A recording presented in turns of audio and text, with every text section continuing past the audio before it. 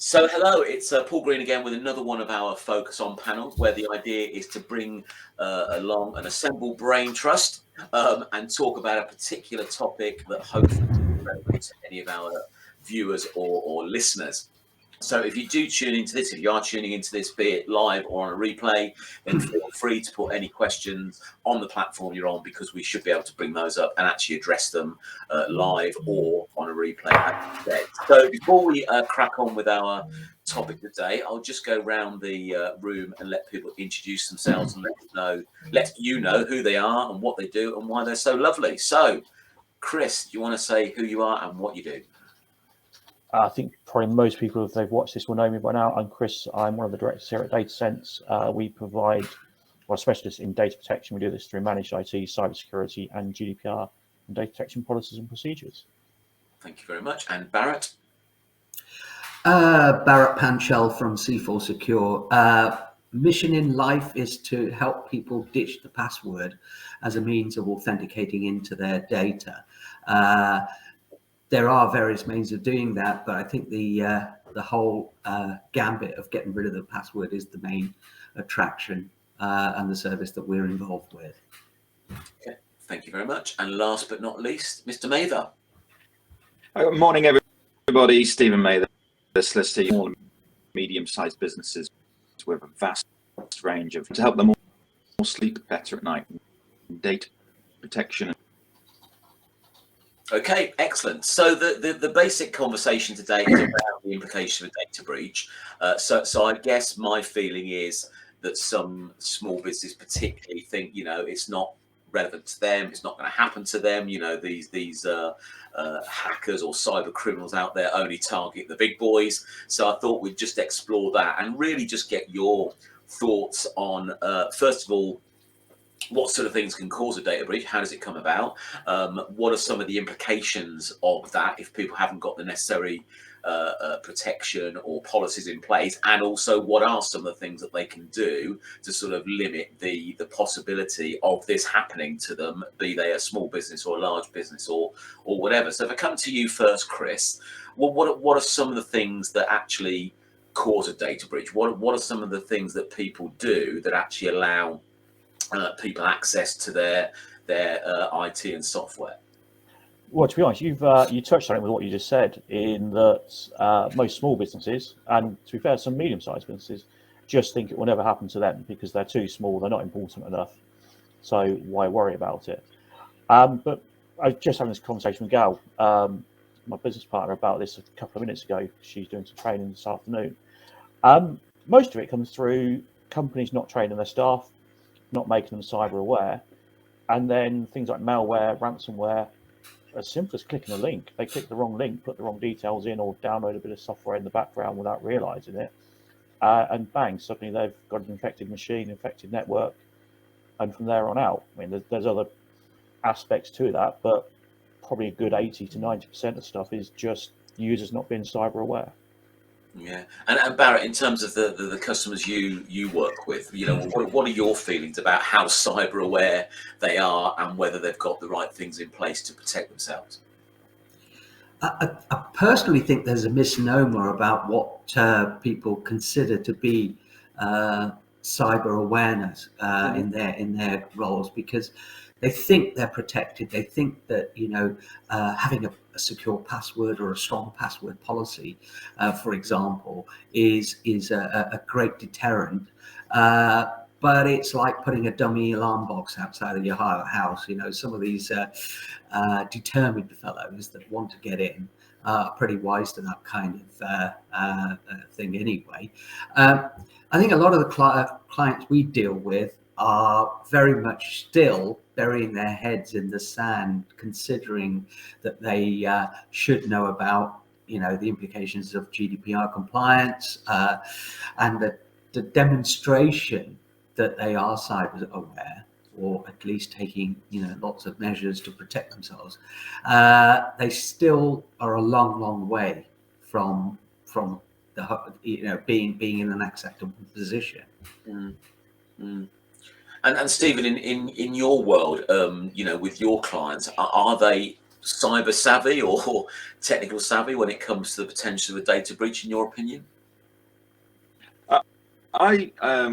Without casting aspersions, I would say no. The people that I deal with put in place everything that they need to put in place. I've spotted is that 2000 when GDPR as a thing, everyone was like, "Oh, we've got to do GDPR stuff." And Gates basically downloaded some sort from the internet and gone, "Yeah, I'm sorted. I am compliant. Come to me." And sometimes our clients come to me, "Oh, Stephen, can we do it?" And I would go, "Yeah, where's he?"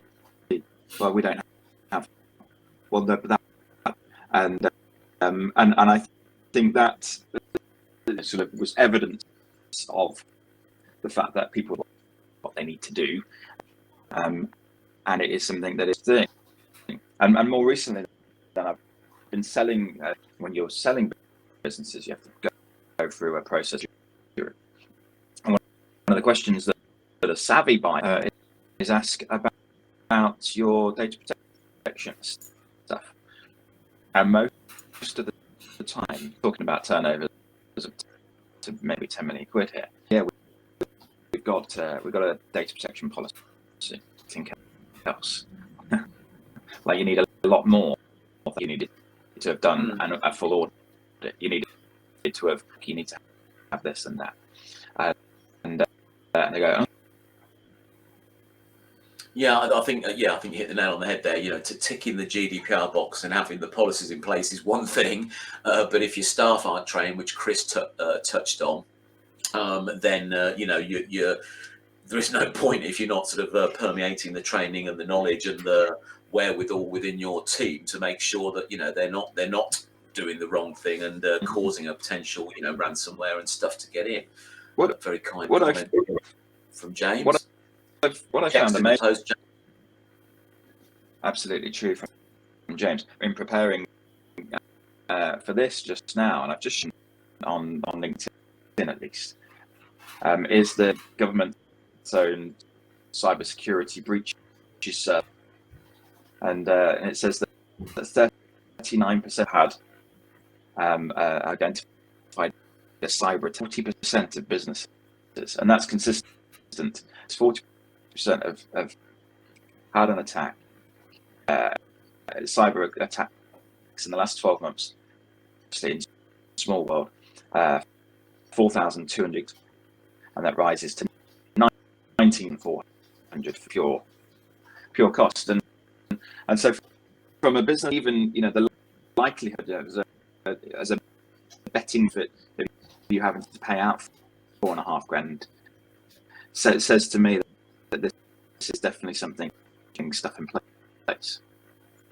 And the other thing is that what people don't realise is that once they've been hit once, that isn't the end of it. Because being hit once means that these guys know how to get in, and they'll keep repeating it. And the statistics show that anybody that's been hit once will be hit 2 or 3 times, following on from that point. And so the whole point about being cyber secure or cyber aware is not about, like we say, about having these policies written up and putting them on a shelf. It's about demonstrating, and Chris will bear me out that, GDPR is the be all end all because it's law. However, the demonstration of that is via things like being Cyber Essentials accredited, for example, which goes a long way towards demonstrating that you are actually taking cybersecurity seriously. And that's where, in my opinion, a lot of people fail because they get this misnomer again, about I've got all the protection I need in place. But it isn't just about having one solution to protect yourself. It's about tailoring that solution to each individual group or user that is going to have access to your data. Yeah. So Chris, you've been involved, I believe, in Cyber Essentials. Do you want to say a little bit about what that is and why sort of businesses should consider going through that process? Yeah, I mean, we've done a couple of audits now for various companies. I'll give you a good example, a bad example of one industry, being accountants. I won't pick on the solicitor in the room because I'll get a cease and desist email before I finish the sentence. We've audited two accountants. One had actually had a recent cyber attack, which was a staff member clicking a link, putting in their username and password, and then giving them access to their 365 email account, OneDrive, and SharePoint. We did another, and actually we failed them after this on their Cyber Essentials because they won't become compliant because they won't address a couple of key issues. Whereas another accountancy practice we've looked at couldn't do enough to become Cyber Essentials accredited. And that's just now currently with IASME to be reviewed, make sure the way I've answered the questions is good enough. And then they'll get their accreditation hopefully in the next week or two. And this is a government standard, isn't it, Chris? Yeah, it's a government standard. It tests, I can't remember the 5 key bits.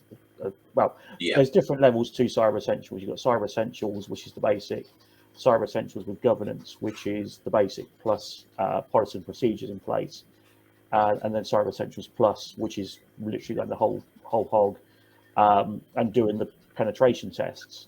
If Laura's watching, stop giggling. That will then show that what you've said in the basics is actually implemented. And it seems that having user controls, making sure those really annoying Windows updates go through, software's updated, you don't run anything that's out of date, you have two-factor authentication on, you have hardware and software in place to mitigate anything getting into your systems. It's all very key basic stuff. Yeah, and can businesses do that themselves, or do they need somebody like you to sort of hold their hand through it? Depends how tech-savvy they are. Okay. The basic cost, if I remember the prices and they haven't changed, to do the basic is £300 plus the VAT. You download the form from IASME's website, fill it in, submit it to IASME, and then they'll come back and say, yes, you've passed, or no, you failed. If they're not tech-savvy, then absolutely get someone in, whether it's me. I know Barrett's guys offer it as well. But get a professional in just to make sure what you're saying is correct. And it's even worse if you do it yourself, just get someone like us to review it for a small fee. We'll review it and say, no, you need to adjust these. Yeah. Or it's not quite there. I think what Chris is saying is absolutely right. But I think that in all cases, if you are serious about being protective of your information and demonstrating and showing to the outside world that you are actually taking your data and their data and protecting it seriously, then really you should be employing or deploying the services of people like myself, Chris, etc.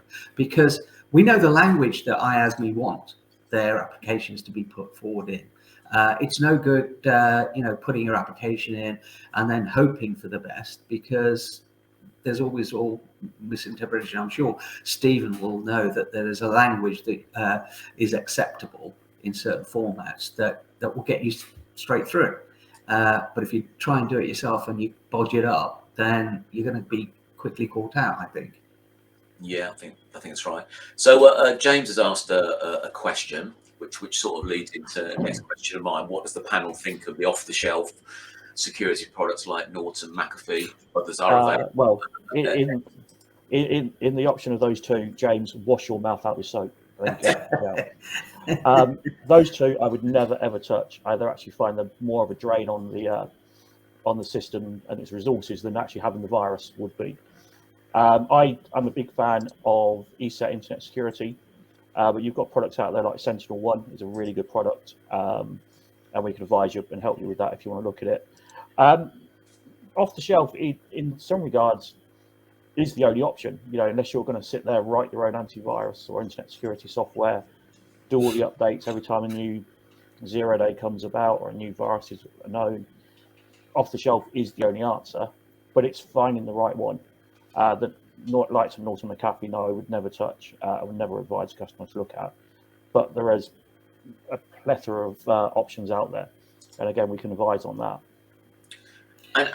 Does software like that actually have an impact? Is it going to identify things that are likely to cause a data breach if they sort of like get onto the systems of a business? If it's configured properly, yes. There's no point just installing it and then not realizing that your firewall's turned off because you've just left a whopping great hole in your system there. So you've got to install it and make sure it's done properly. Is it going to be 100%? No, because nothing in cybersecurity ever is. It's part of a bigger picture. But yeah, it's better than nothing. And this is where Windows actually comes out quite highly, is that Windows does have built in a very basic internet security software. Apple's playing catch up. They've yet to implement that themselves. So if you're careful, really careful, you know what you're doing, you could just about get away with the basic Windows one. But even I have ESET on this machine because I'd rather pay for that little bit of extra protection than chance that the Windows one hasn't yet been updated to the latest database of viruses and malware. Yeah, Stephen, over to you. What are the sort of like legal implications if a company, has a data breach? What legally do they have to do? Well, yeah, I mean, first of all, I work out what a data breach is. It kind of sounds a little bit trite, a bit obvious. Like if you've got somebody that's been encrypted some files or something along those lines, things amount to a data breach. A data breach can be loss of data, someone stolen, data, customer data, anything that can a human being. But it can also, in relation to damage, the files that get encrypted, that's technically as a data breach because it's them can with a key, and so that would be counted as a data breach. So you first of all got to there's a tool on the ICO website that are not you need to report, and what the legislation says is that you have to report of it happening. So you have to report it to in the UK Commissioner's office. Hopefully everybody registered as a data controller. Well, that is a data controller with them, but there needs to be a registration. And if there's a data breach, then you report it to the ICO. Anyone that's affected. So within 72 hours, you've got to have identified, reported it to the government body and affected on it. So notification obligation pretty severe. And then once you've notified, that's when it really starts to escalate, because the IC investigator look at it and go, what's going on here? Doing this, there's been some very big high profile over the last couple of years, instance, hundreds of millions of pounds. So the ICO can fine people, if they're in their data security, haven't done what they ought to have done. And we're looking at, kind of type figures for fines. So there's that potential. And then wasn't bad enough. The thing to the forefront for a lot of businesses, claims from individuals, and there's a number of laws that are actioning data breach claims, involved in a data breach, and saying, you want some compensation for that data breach. There was one energy company, and they went bust. People's Energy, sizable data breach. I was one of them, so I was bringing a little data breach claim, and then they went bust claims, and not enough money. It leaves people high and dry. That would be really difficult, because again, if it's of a significant size, significant impact, there's going to be some to the individuals. Not talking about it, there's no sort of fixed scale at this point. We're talking about a few thousand quid for a data breach. The stress and anxiety, it depends on the circumstance. For a celebrity or a minor celebrity, at least celebrity, let's call them that, and their home address was out in the public, and some real serious concern because people could do where they live. So for that person, it was quite slightly higher because of the for the average Joe having your name and address. Is anyone really bothered? Probably going to do something about it. And if financial problems by taking out credit and those kind of things, then yeah, of course. So from a business point of view and legal point of view, there's getting all of this right. Yeah, so it certainly sounds like it's not taking the risk. So anyway, Barrett, it's not all that bad if you get a data breach. Is it? Surely just roll back to your latest backup, don't you, and everything's fine? Well, yes and no, because you got to equate it to the cost element in terms of cost to business, because we talk about simple things like IT departments, their big drain on their resources is the number of users who come back and say, listen, I've forgotten my password, can you reset my password? Now that equates to somewhere over 51% of the IT department's time. Now, if you equate that to monetary values across the board in business, that could be, quite a lot of money. So I don't think it's the mechanical aspect that is the damage. It's the cost aspect that is what we should be looking at. And certainly, it invisibly hits the company's bottom line. Definitely. Yeah, I think you've told some horror stories, Chris, when you've talked about this this topic in terms of the consequences that it can have on business, and sometimes it's not that easy just to roll back to your latest data backup, is it? No, it's not. In terms of the impact, Barrett's right. You've got the staff cost, the downtime to your business, and just rolling back to an update from yesterday. That's 24 hours, or rolling back to your last backup. So if that's an hour ago, then you've lost an hour per member of staff for what's going to be a couple of working days, effectively. If you're rolling back 24 hours, that's depending on the number of staff, 24 hours worth of staff work having to be redone, plus the work they would normally do on that next working day. If you've had a breach big enough that it's reported and gets into the press, you've got the reputational damage. Mm-hmm. It does go on and on. And then if you're investigated by the ICO, the fines on the back of that, the time you've got to spend with the ICO to show them what you've done or what's happened, what you've done to mitigate it going forward. It can really take a business under. One data breach that's significant size will take a business under. And the sad thing is, most data breaches aren't reported. I know Stephen rattled off some stats earlier. That is just going to be what's being reported. Mm-hmm. That won't be anywhere close to the number of data breaches that have happened and people brush under the carpet because they don't want to go through the rigmarole of the ISO investigation, the potential loss of reputation. Yeah. In your experience, are there any sort of like typical mistakes that small businesses make that have let these hackers into their systems? Well, given that about 80% come from staff, the easiest route in is the weakest link, and it's 8 out of 10 times it's a staff member. Training, just not taking it serious enough to even train your staff. There's plenty of free courses out there. Obviously, Data Sense does cyber training. We've got an event next week. Just get that plug in there quickly. But I would highly recommend for every staff member you have, 2 hours of their time across 2 1-hour sessions. Cyber Griffin, it's the Square Mile City of London's police force.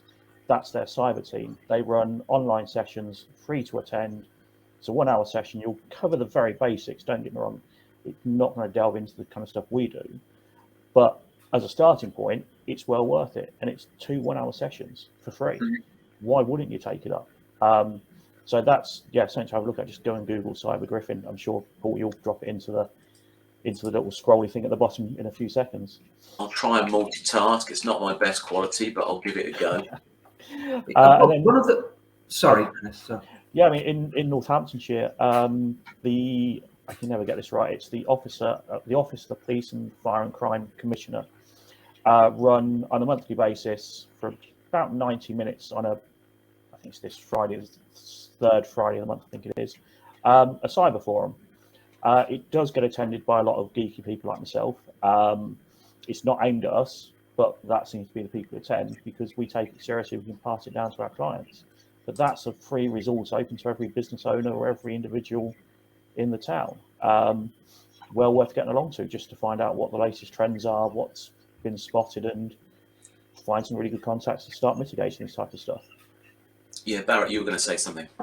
Yeah. I was going to say that going along what Chris is saying, you have all of these available resources that you can tap into, but if the governance and life cycle of the business isn't attuned to being, if the attitude isn't towards being cyber secure, then no amount of free resource is going to help them, because ultimately it's not going to filter from the top down into your employees. Employees are notorious for finding the easy way around their workload. They'll find, if you put a little obstacle in the way, they'll find a way of getting around it. So because they want to do their job as quickly and as fluently.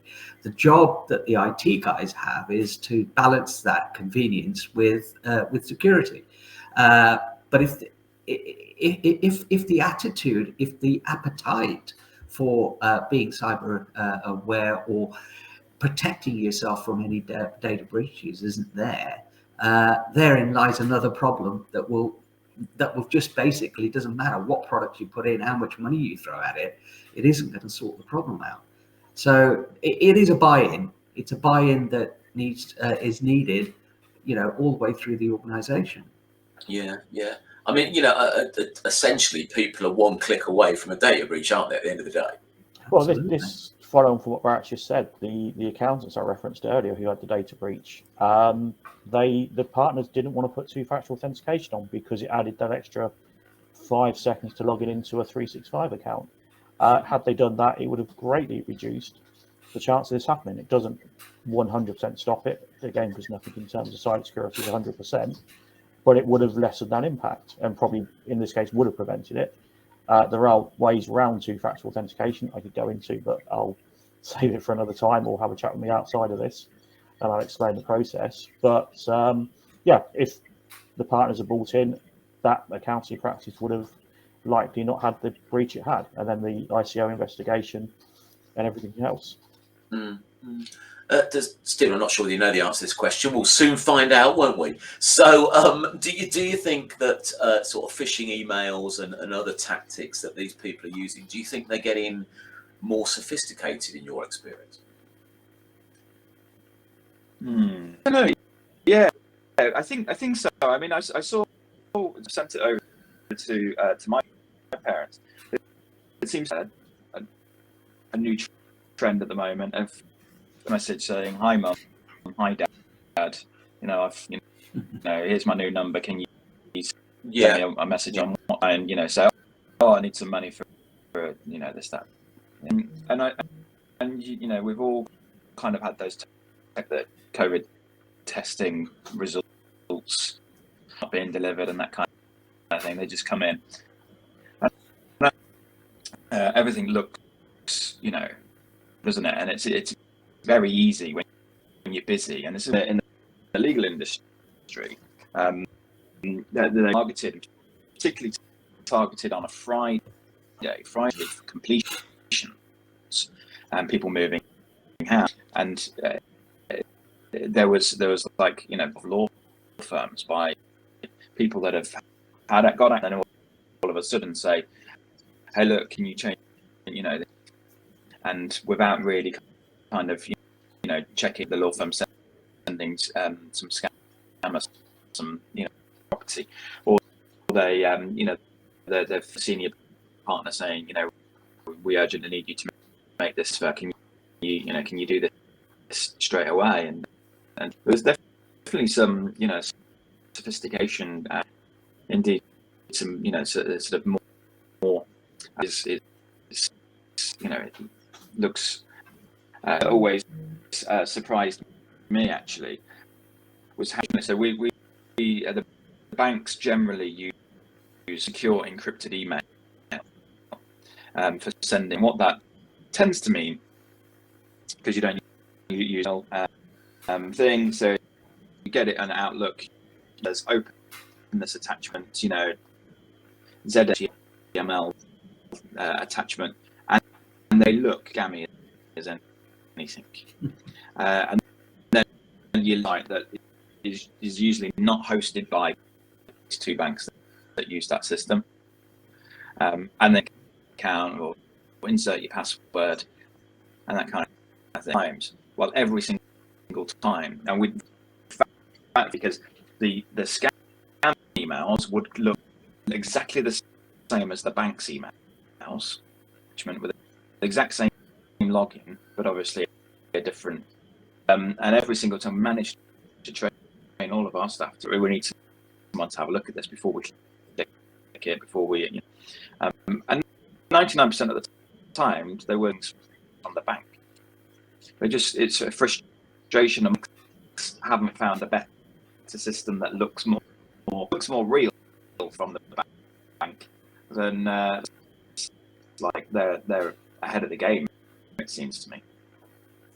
Yeah, I think you touched on there.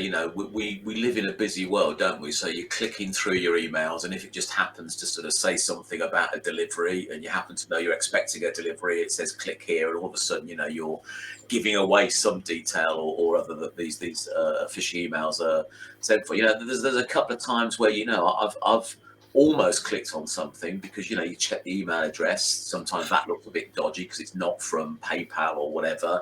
Then you hover over the link and you see it's going to some obscure address. Obviously there's some obvious ones there, but I think sometimes in the heat of the moment you just think, oh yeah, I am waiting that payment, or there is something I'm expecting, and before you know it, as soon as you click that mouse, you're in the danger zone already, aren't you? I guess there's still other stuff you need to do, but you never know by just clicking on that, what it's actually loading in the background or what sort of stuff it's putting on your computer, and then that's it. It's too late then, isn't it? The damage is done, and as you all touched on, it's hard to redeem yourself back from that in certain instances, and it can cost you money, I guess, if those people are asking you for payment to release your data. And then there's also the subsequent thing which you've touched on in terms of the implications and actions you need to take in order to inform your customers and inform those people that are affected by it, and that obviously can harm your brand or harm your people's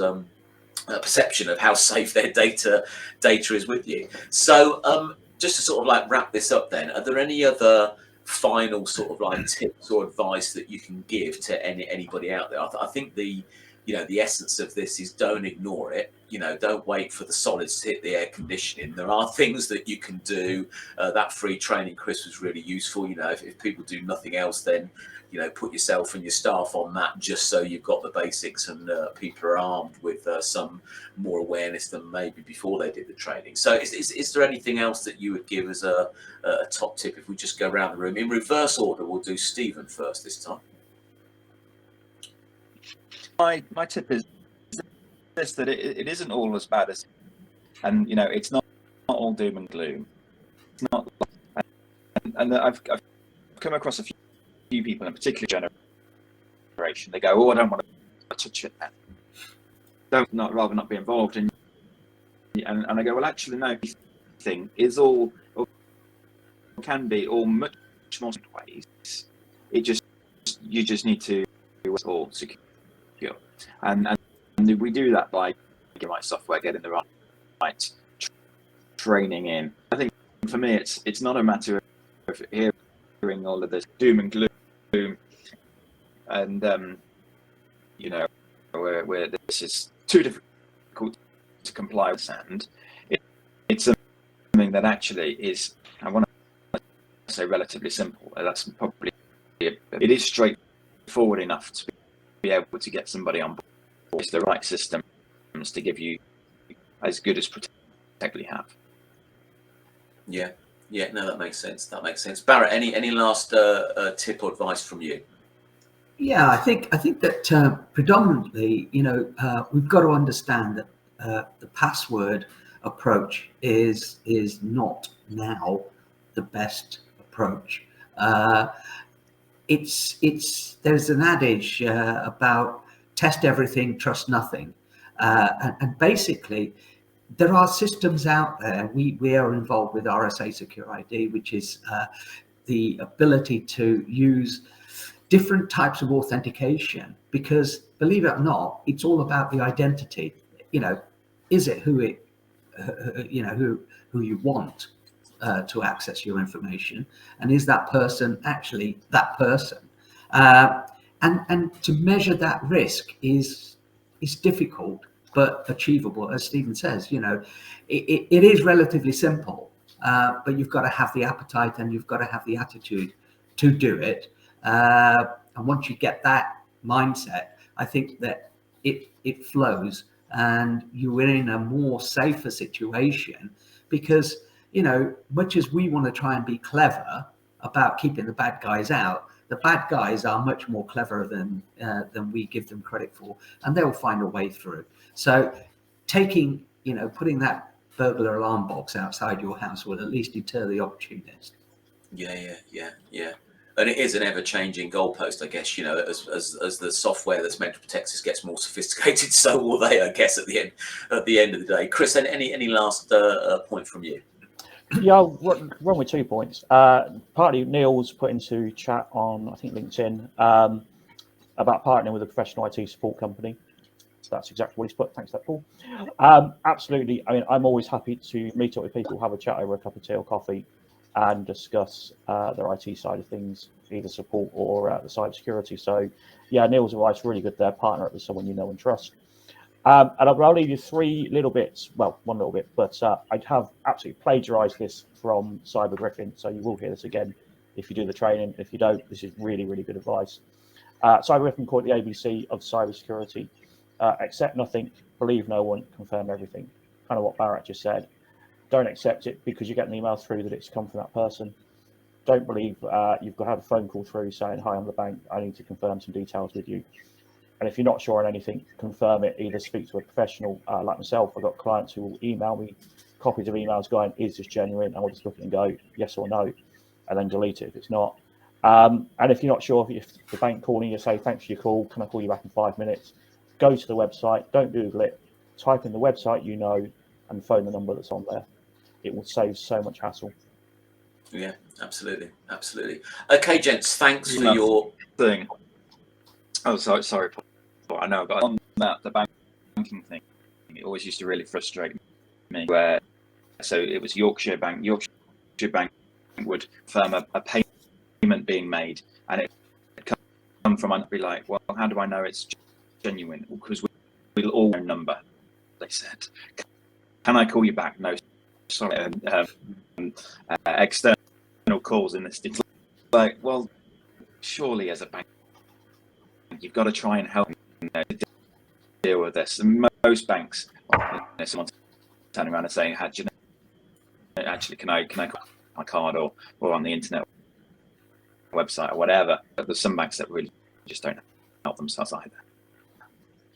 Yeah, I'll back up Steve on that. I used to, in my previous company, be with Yorkshire Bank for about 2 years because my business partner at the time wanted to use them, and they were awful for every reason you said there. So the minute we had to change the business, I ditched the bank and went to somewhere far more secure and user-friendly.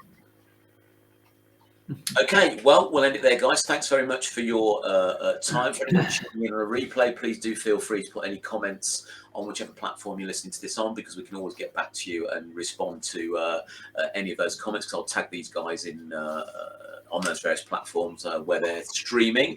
And we'll be back next week at 11 a.m. with another topic and a different set of faces on the screen. So we'll leave it there. Thanks very much.